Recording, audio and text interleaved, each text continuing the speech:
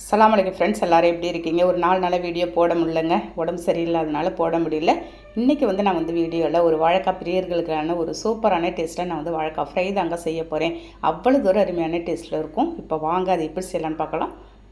அதுக்கு வந்து ஒரு 2 வாழைக்காவை நான் வந்து ஒரு மீடியம் சைஸ் வாழைக்காவை பார்த்து எடுத்துருக்கேன். இப்போ ஃபஸ்ட்டு நம்ம வந்து தோலை எல்லாத்தையும் ரிமூவ் பண்ணி எடுத்துடலாம். நீங்கள் வாழைக்காய் ஃப்ரை இந்த மாதிரி செஞ்சு பாருங்களேன். ரச சாதம், சாம்பார் சாதத்துக்குலாம் அவ்வளோ தூரம் அருமையாக இருக்குங்க. தண்ணி ஒரு பவுலில் வச்சுட்டு கட் பண்ண உடனே நீங்கள் அந்த தண்ணியில் போட்டுருங்க, ஏன்னா கருப்பாயிடும் உங்களுக்கு. இப்போ எல்லாத்தையும் கட் பண்ணிவிட்டு அதில் கொஞ்சோன்னு நான் வந்து உப்பு போட்டு அப்படியே எல்லாத்தையும் கொஞ்சம் ஒரு 10 நிமிஷம் அப்படியே ஊற வச்சுட்டு போகிறேன். இது அப்படியே ஊறிக்கிட்டே இருக்கட்டும். அதுக்குள்ளே அதுக்கு தேவையான மசாலா அரைச்சிட்டு வந்துடலாம். 1 ஸ்பூன் நான் வந்து ஜீரகம், 1 ஸ்பூன் சோம்பு சேர்த்துருக்கேன். ஒரு 1/2 ஸ்பூன் மிளகு, ஒரு 3 காஞ்ச மிளகாய், ஒரு 10 பூண்டு பல்லு இருக்கும் சேர்த்துருக்கேங்க. எல்லாத்தையும் மிக்ஸி ஜாரில் சேர்த்து ஃபஸ்ட்டு ஒரு 2 பல்ஸ் விட்டு நம்ம வந்து அதோட சின்ன வெங்காயம் சேர்த்து அரைச்சிட்டு வந்துட போகிறேன். நான் வந்து 1/2 கப்பு சின்ன வெங்காயம் சேர்த்துருக்கேன். அதோட பாருங்கள், இந்த மாதிரி நீங்கள் சின்ன வெங்காயம் சேர்த்து நீங்கள் வந்து இந்த மசாலா அரைச்சி பாருங்கள். டேஸ்ட்டு உங்களுக்கு சொல்லவே தேவையில்ல, அவ்வளோ அருமையாக இருக்குங்க.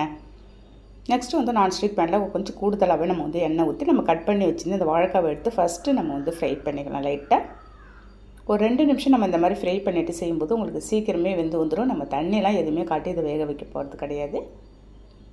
உங்களுக்கு போட்ட உடனே அடி பிடிக்கிற மாதிரி இருக்குங்க. கண்டிப்பாக லோ ஃப்ளேமில் வச்சு நீங்கள் இந்த மாதிரி ஃப்ரை பண்ணி ஒரு பிளேட்டில் எடுத்து மாற்றி வச்சுருங்க. அதிலே கொஞ்சம் எண்ணெய் இருக்கும்.